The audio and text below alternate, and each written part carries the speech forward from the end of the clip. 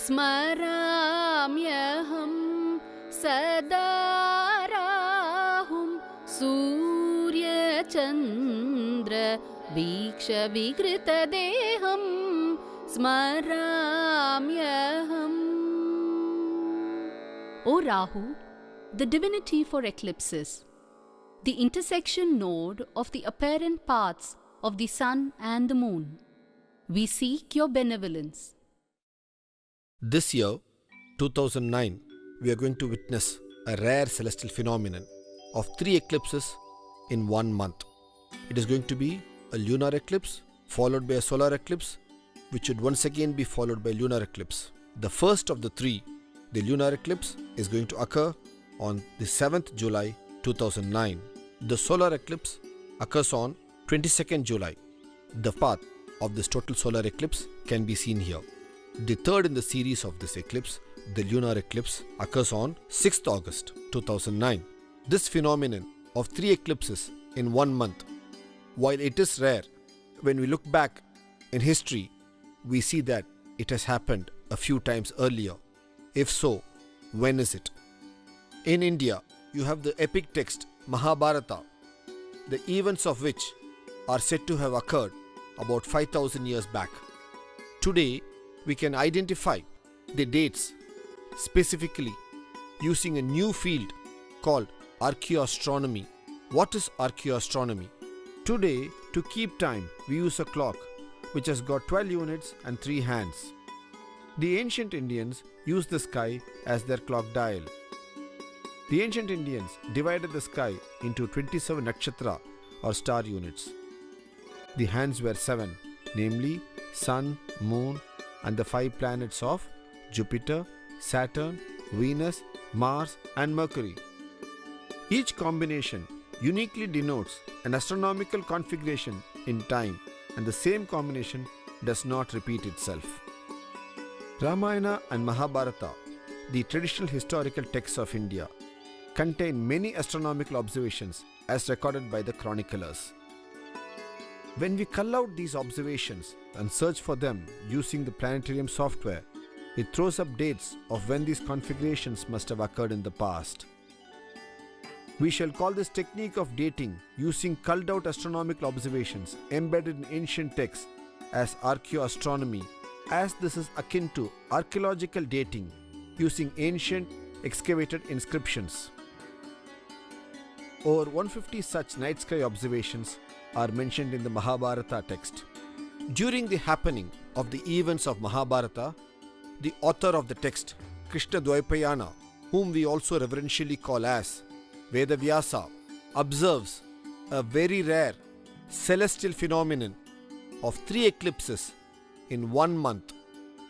Using this archaeoastronomy, we can specifically get to know the dates as to when those eclipses occurred. Then, the first in the series was a lunar eclipse which occurred on 29 September 3067 BCE.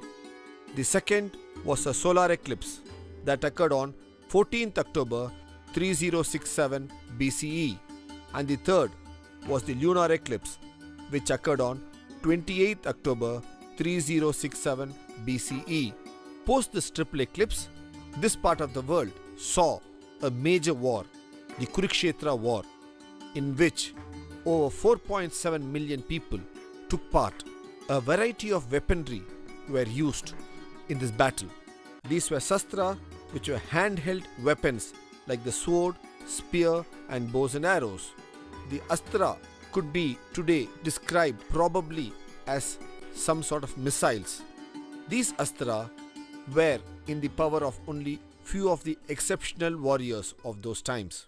Some of the names of the prominent astra are these. Some of the capabilities of these astra seem nuclear in their description and beyond. Was such a possibility there then? The father of the modern atom bomb, Dr. Robert Oppenheimer, when the first atom bomb was exploded in the New Mexico desert, he quoted from the Bhagavad Gita, "I am become death, the destroyer of the worlds." This Bhagavad Gita was first given as a sermon to Arjuna, the warrior par excellence, by Krishna, the chief strategist. Dr. Robert Oppenheimer brings forth the same suggestion later when he is addressing the students of Rochester University. There, one of the students asked him if this was the first bomb to be detonated. After thought, Dr. Oppenheimer replied, "Well, yes, in the modern world, of course." Probably he was aware of an earlier knowledge. Two young scientists have tried to see at the Kurukshetra ground whether they can find remnants of a nuclear war there. 36 years after the Kurukshetra war, Krishna, the legendary hero, observes another set of triple eclipse. The dates for this triple eclipse being 20th October 3031 BCE, the solar eclipse occurred on 5th November 3031 BCE, and the lunar eclipse on 19th November 3031 BCE. Post the triple eclipse of 3031, we see there was a Yadava civil war, followed by the destruction of the coastal city of Dwaraka.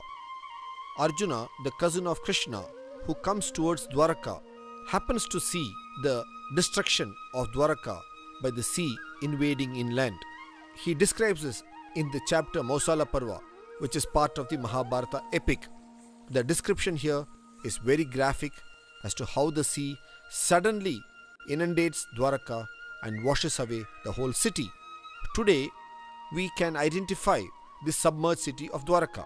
It seems that it was not just Dwaraka that was washed away about 5000 years back. In the south of India, you have the epic of Kumarikandam land, which was also washed away by the seas well over 5000 years back. The king then there was Nalam Taru Tiruvira Pandyan. This destruction of Kumarikandam is explained in a variety of Tamil Sangam texts of that period. The same flood seems to have affected the civilization of Mesopotamia as well. In the epic of Gilgamesh, it speaks about a flood which destroyed the civilization about 5000 years back. In Sumeria, they have the legend of the Atrahasis flood which destroyed their civilization about 5000 years back. The biblical flood of Noah's Ark is also said to have occurred about 5000 years back. If we plot all of this together, we see that they are in a single geographical arc where this flood not only affected the city of Dwaraka, whole of the geographical arc around the same time. After this period, in the modern times, we have detailed record of eclipses starting from the 20th century.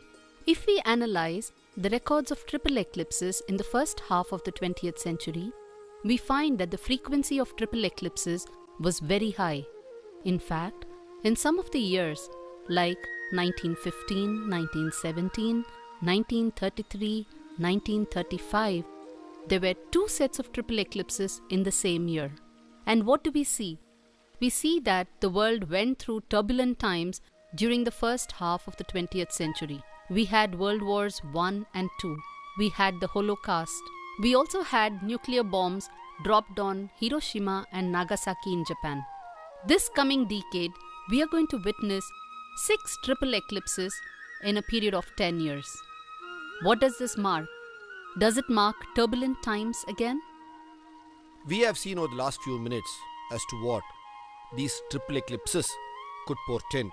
They are indeed ominous signs. India is now surrounded by hotspots. 5000 years ago, when the Kurukshetra war took place, it was a war among brothers of the same land. Today, in the last 60 years, in the northwestern part of India, the same region as of the then Kurukshetra war, we have a hotspot. It is again brewing among brothers. Brothers who are separated by 60 years of strife. Brothers who have been together for the last 5000 years. Are we seeing a history repeating itself? The world's oldest war is recorded in the Vedic texts. Even there, what was important was both the alignments and the cause. The world's oldest war is recorded in the Rig Veda. This war specifically speaks of alignments and the reason of success as being the cause for which the war is fought. This world, since then, has seen successive alignments. The more recent one being the alignment during the Cold War era of the NATO and the Warsaw Pact countries on either side. Post the Cold War, the concept of alignments has been shifting. First we had bipolar. Later, for a decade or so, it became unipolar. Now, in the new millennia, we are talking about multipolar alignments. Alignments are evolving as times pass.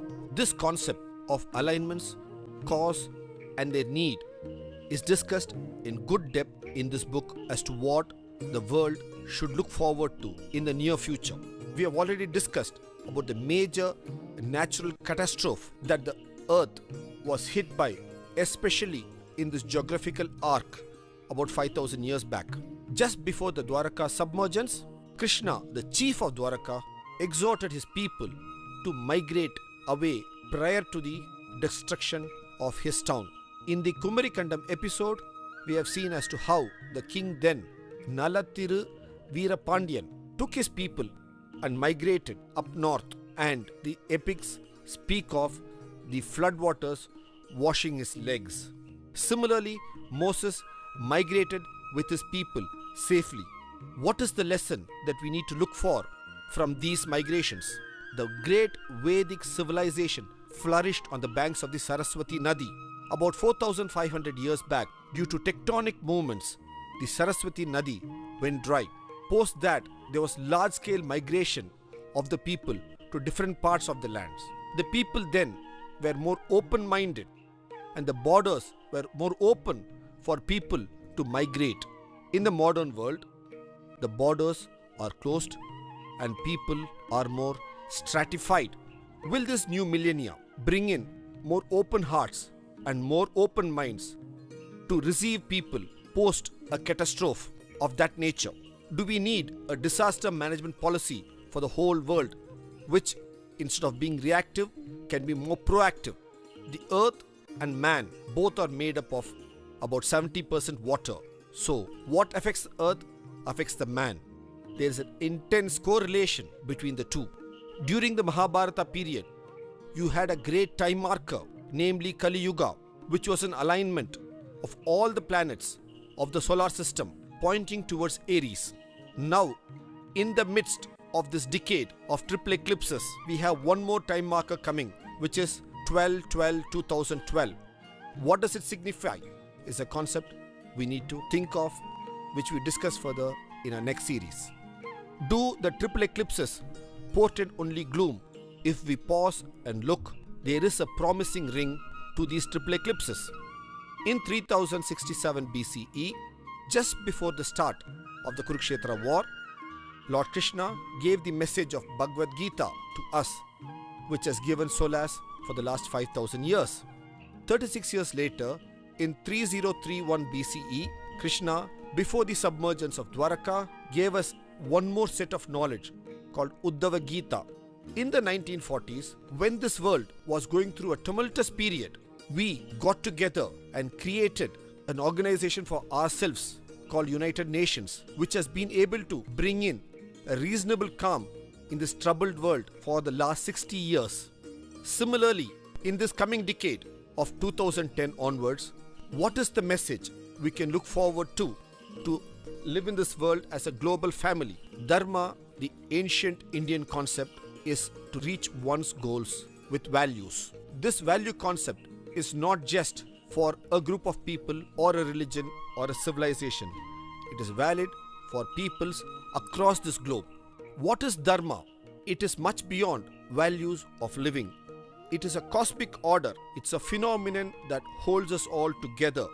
It is a phenomenon of the society, of the planets, and of the universe, which is called as Rita, the rhythm, the universal rhythm in which all acts of this universe happen.